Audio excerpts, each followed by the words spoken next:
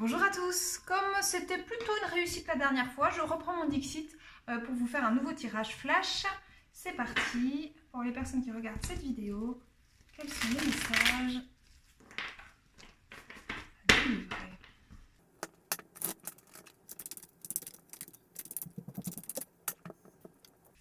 Ah! Oh! Mon Dieu, ok. Oui, je vois bien ce dont il s'agit. Bon, je vais mettre les cartes à l'endroit, hein. Mes jeux sont toujours dans tous les sens.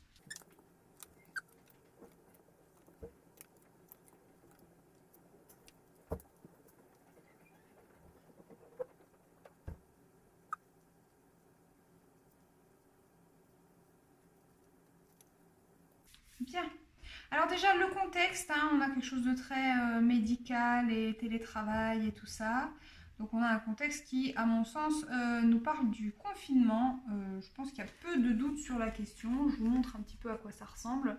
Ceci dit, ici on a le monstre de Frankenstein, donc il pourrait s'agir d'une renaissance, hein. On peut prendre cette carte dans le sens positif. Pourquoi pas une sortie de confinement? Sortie de confinement ou alors une reprise de contact avec quelqu'un. Alors bon, les messages, il y en a beaucoup, mais parce que finalement Frankenstein cherche à redonner la vie à quelqu'un qu'il a beaucoup aimé. Et il y a il y a peut-être ce côté, on espère une communication de la part de quelqu'un. On espère pouvoir dire il est en vie. Et donc c'est un petit peu ce que je sens ici. Donc il y a peut-être une attente d'une communication de la part de quelqu'un qui nous permettra de dire que cette personne est toujours vivante et qu'elle ne s'est pas simplement transformée en fantôme pour ceux à qui ça aura le bonheur de parler. Alors, j'ai l'impression qu'il y a dans cette histoire une notion de manipulation. Ah oui, et de retour aussi à quelque chose de plus paisible selon moi. Ok, je vois certaines choses, d'accord, donc je regarde un petit peu. Il y a à mon avis ici et là une notion de manipulation. Il y a peut-être eu dans cette histoire. Alors, mettons que ce soit une coupure de communication. Quelqu'un ne vous adresse plus la parole, quelqu'un vous a ghosté, a décidé d'arrêter de communiquer avec vous, vous n'avez plus de nouvelles de cette personne. Il est possible que cette coupure de communication ait été entraînée par des influences extérieures, des influences guère positives, on ne va pas se mentir. La peur du jugement a pu intervenir également. Peur d'être jugé. Alors pourquoi? Eh bien parce que peut-être que l'union ne plaisait pas aux copains, aux copines, peut-être que, je ne sais pas, bon, il peut y avoir plein de raisons hein, pour lesquelles on a peur d'être jugé quand on rentre en relation avec quelqu'un, quand on officialise une relation, il y a peut-être un écart au niveau culturel, il y a peut-être un écart au niveau... bon, il peut y avoir plein de choses, hein, vous adaptez à vos circonstances, et donc on a cette influence des autres qui est venue conditionner le conflit entre deux personnes et amener à une coupure de communication. Il faudra que je double certaines choses. La coupure de communication, je l'ai ici aussi, avec des choses un petit peu complexes. J'ai une personne, plus probablement une femme, qui, au cours de cette rupture de communication, a mené un très grand travail sur elle-même. Alors moi, ce que je vois, c'est un homme qui s'est isolé volontairement, qui est devenu ermite. Et vous pouvez aussi avoir cette personne qui, peut-être, ce ne sera pas le cas pour tout le monde, hein, garde un œil sur vous, alors en pensée ou en action sur les réseaux sociaux, par exemple. J'ai une personne qui a pris du recul vis-à-vis de vous, qui s'est coupée de vous, mais je pense que cette personne a pu en souffrir, elle a pu se sentir isolée, elle a pu se sentir retranchée, elle a pu regretter d'avoir quitté ses énergies. Vous avez ce personnage qui s'est protégé, qui s'est mis à l'écart, mais on voit bien tout de même que la lumière est de ce côté et que son isolement peut être assez sombre et assez amer. Voilà. De l'autre côté, j'ai une énergie plutôt féminine qui a été très éprouvée par la séparation, mais que cette séparation a permis, à qui cette séparation a permis de faire un travail très intéressant sur elle-même. Je vois quelqu'un qui est allé explorer ses ombres qui est allé chercher dans les profondeurs de soi quels étaient ses moteurs, quelles étaient ses motivations, comment avancer dans la vie, qui s'est vraiment plongé dans une introspection extrêmement positive. Et on a cette même posture avec ce personnage. Alors, je tiens à dire quand même que, bon, je vais aller assez loin, mais sur cette carte-ci, hop, je vais mettre comme ceci. Sur cette carte-ci, le personnage, donc on a deux personnages qui sont plus ou moins dans la même posture, comme vous pouvez le voir, hein. Voilà. Et sur cette carte-ci, vous avez un personnage qui est allé chercher du côté de ses racines, avec la couleur plutôt rougeoyante, du côté de ses ombres, avec la fumée noire qui sort ici, du côté de ce qui pouvait la motiver dans la vie, ce qui la faisait avancer, etc. On peut voir que cette personne porte une robe violette, et le violet, symboliquement, c'est la couleur du deuil. En tout cas, dans un certain nombre de cultures. Donc vous avez cette personne qui porte une couleur de deuil et qui avance dans ses ombres avec cette lanterne. Est-ce que c'est la lanterne de l'espoir? Est-ce que c'est la lanterne de la détermination? Voilà, ça peut être tout un tas de choses qui la motivent, mais en tout cas, qui est allée explorer les confins de son être et qui en ressort tout à fait différemment. Beaucoup plus lumineuse, beaucoup plus solaire, beaucoup plus en confiance. Hein. Je m'appuie sur les couleurs de sa tenue avec le chakra du plexus solaire. Qui a retrouvé le calme et qui ne promène plus ses ombres, ses fardeaux et ses monstres de métal et d'acier, mais qui va plutôt être dans une énergie de sagesse avec le hibou et puis de légèreté, de se laisser porter et de mener sa vie avec beaucoup plus de douceur et de fluidité. Donc il y a ce travail qui a été fait.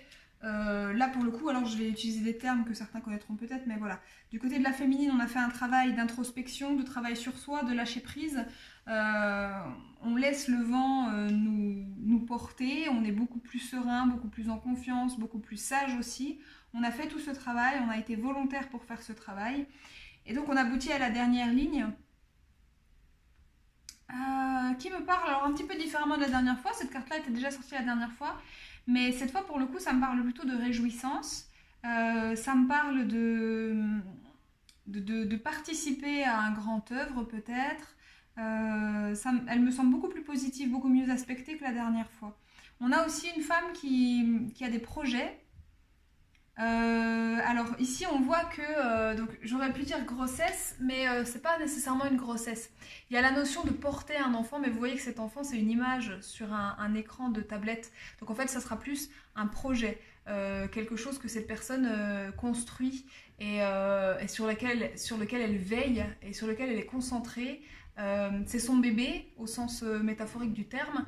Et donc on a cette pleine concentration sur ce projet avec un joli sourire de la part de cette féminine. Alors je vais aller doubler la dernière carte pour être sûre de ce que je fais. Ouais. Et là du coup je me retrouve avec le retour de la solitude et de l'introspection. Ça valse. Ouais, on a quelqu'un qui est quand même passablement perdu. Il s'agit peut-être du masculin. Si je tiens mon jeu à l'endroit, ce sera mieux.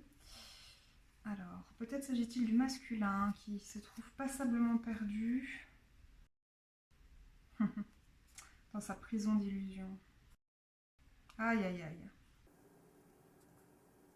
Ouais. Bon, je ne vais pas utiliser certains mots que je n'aime pas utiliser et voilà, qui sont un peu trop, qui orientent un peu trop les guidances dans une direction que je n'apprécie pas. Mais je vois quelque chose de l'ordre de, donc on a une féminine qui a énormément avancé, qui a énormément progressé, qui est en pleine possession de sa vie, qui avance sereine, qui construit ses projets. Et qui voit graviter autour d'elle un certain nombre d'énergies. Je pense, alors cette carte me fait penser à la carte des oiseaux du Lenormand, qui évoque beaucoup de communication. Et j'ai l'impression qu'il pourrait s'agir de bruit. Alors, dans quel sens? Eh bien, peut-être qu'elle fait parler d'elle, d'une manière ou d'une autre. Peut-être qu'elle se montre sur les réseaux sociaux. Peut-être, alors je dis elle, mais ça peut être un homme avec une énergie féminine. Hein. Ça n'est pas du tout... c'est pas du tout... Il faut pas le prendre comme un clivage. Hein. Peut-être qu'il y a voilà, des relations intercroisées. Toujours est-il que j'ai l'impression que le masculin entend parler d'elle, qu'il se tient pas très loin d'elle et que ça commence à le travailler un peu. J'ai l'impression qu'on a quelqu'un qui se sent extrêmement seul, qui a l'impression de ne pas pouvoir se sortir cette féminine de la tête. Il y a vraiment une impression d'être perdu, de ne pas savoir quel chemin prendre, etc. Il y a peut-être aussi le sentiment d'avoir besoin de se délester d'un certain nombre de choses pour pouvoir avancer, mais il y a des peurs qui sont là. Il faut lâcher un tas de constructions qui ne sont pas évidentes à lâcher. Il faut accepter aussi de se détourner du regard des autres, de s'en détacher. Il y a une volonté d'union. Et cette union-là, ah purée, ça m'évoque des choses qui sont très très... Bon, je vais dire les choses, si ça parle à certains, c'est tant mieux. Je pense que cette union-là, elle a été tissée. L'union entre ces deux personnes a pu être tissée bien avant leur naissance. Voilà, pour ceux à qui ça parle, pour ceux qui connaissent un peu les notions de réincarnation, voilà, il y a de relations qu'on aurait pu tisser dans des vies antérieures, voire avant même la première incarnation. Il y a quelque chose de cet ordre-là, en fait. Et notre personnage, là, il sent ça. Il sent ce lien qui est indétricotable. On ne peut pas séparer ces deux arbres. Ils forment un seul et même arbre. Donc on a quelqu'un qui se sent enfermé, mais en fait, c'est de l'ordre de l'illusion. C'est une prison illusoire. Bon, alors je suis désolée, ça a coupé pendant que j'étais en train de parler, donc je vais devoir reprendre, j'espère que je me répéterai pas trop. J'étais en train de parler de la prison illusoire dans laquelle notre personnage s'enferme, qui est une prison faite de peur, hein. Il a peur du regard des autres, il a peur de casser une routine, il a peur des conséquences de ses actes, il a peur du rejet, il a peur d'être lâché en vol, ce qu'on peut voir ici, voilà, tout un tas de peurs, mais ce sont des illusions, hein, en tout cas c'est une prison exclusivement mentale. Il a peur de briser son quotidien, etc. Ce qu'on peut voir par la suite, c'est que bon, il est coincé dans ses illusions, c'est un vrai casse-tête mental, hein, on voit vraiment que c'est compliqué, très très compliqué. Il y a quand même un moment où il va finir par s'affranchir de ses manipulations et de ses influences extérieures et par prendre ses propres décisions. À partir de là, il y aura une progression, mais ne vous attendez pas à ce que ça se fasse demain, hein. C'est un travail qui va être très long. J'ai déjà une bonne partie du paquet de cartes en main, donc c'est quelque chose qui va lui prendre énormément de temps. Il va finir quand même par réussir à progresser. Il va être question de se rendre compte que ce qu'il ressent pour l'autre et ce qui se passe entre ces deux personnes ne peut pas s'éteindre. Il n'est pas question d'éteindre ça. Et donc, il va être question de s'embarquer pour une aventure avec cette personne-là et de tenter l'aventure. Voilà, on me parle de deux opposés, hein, mais de deux opposés qui s'attirent. Hein. Ici, j'ai la glace et le feu, et là, j'ai le chien et chat, qui sont embarqués dans la même galère, dans la même fusée. Donc, on va changer son regard sur les choses, on va essayer de faire renaître la relation. Je ne sais pas si cette relation pourra renaître. Je vous avoue que les cartes qui suivent ne sont pas spécialement encourageantes. Je ne suis pas sûre que ça se fasse. En tout cas, je ne suis pas sûre que ça se fasse dans cette vie. Voilà un peu ce que je peux vous dire. Alors pour les personnes qui attendent le retour de quelqu'un, qui attendent une communication de la part de quelqu'un, c'est pas pour demain. C'est clairement pas pour demain. Si vous êtes la féminine, eh bien, écoutez, bravo pour votre avancée.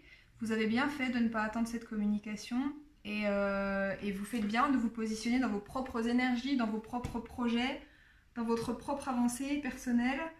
Si vous êtes le masculin dans cette histoire, il y a encore pas mal de boulot à faire sur vous-même, hein, pour pouvoir reprendre contact. Essayez de vous détacher de vos peurs et de vous dire que quoi qu'il arrive, c'est jamais qu'un pas sur votre chemin et Et si vous êtes rejeté, ben c'est pas grave, au moins vous aurez tenté. Et puis de toute façon, si vous êtes à ce point attiré par une réunion avec cette personne, c'est probablement que de toute façon votre situation actuelle ne convient pas. Si elle convenait, vous vous poseriez même pas la question. Donc allez-y, franchissez le pas. Si vous brisez votre quotidien actuel pour aller vers un rejet de la part de l'autre personne, eh ben, ça aura quand même été une bonne décision parce que de toute évidence, l'endroit où vous vous trouvez actuellement n'est pas celui qui vous convient. Vous avez tout un travail à faire sur vous et je pense que vous pouvez prendre exemple sur cette personne qui a énormément avancé et qui est dans des énergies qui vous précèdent, dans les énergies de construction personnelle et qui peut aussi vous montrer la voie d'un bonheur et d'un épanouissement et de toute la distance qu'il vous reste à franchir.